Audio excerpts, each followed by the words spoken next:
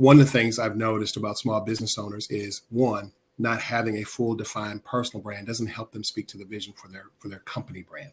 And here's Mm. I'll give an example. I was at a friend's birthday party this summer, and they hired a bartender who had been established in that market. And the bartender showed up.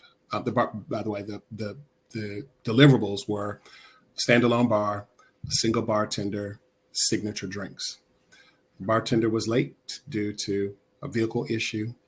Then, when the bartender came, the bartender needed help from the guests to get the equipment off the truck to set up, which is now about an hour and a half, 2 hours into the customer's party. And then by the time the bartender was fully set up, about half the guests had already left, didn't get to experience what the person that bought them there to do. Kind of worked through the customer worked through that.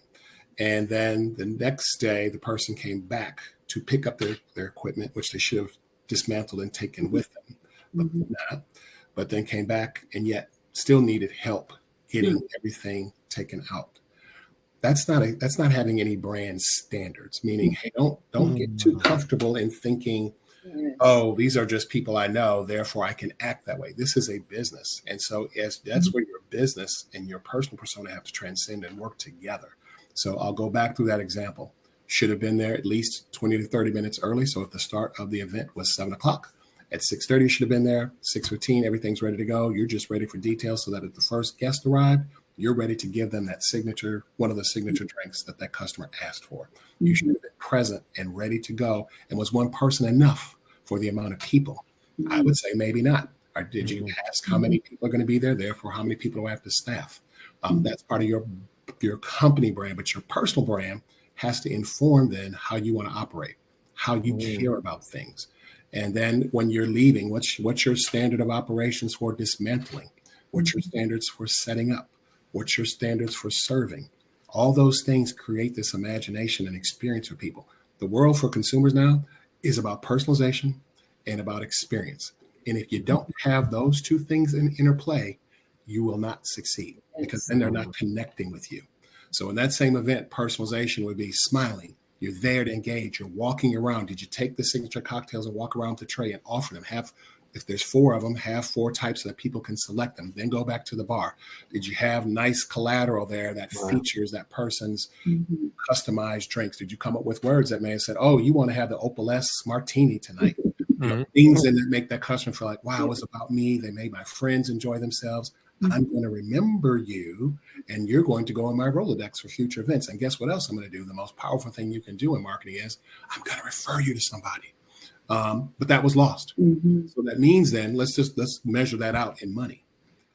The time that you spend in gas, the time that person spent as their own personal employee in putting everything together, whatever it costs for them to purchase things minus what was paid into, there's a loss, right?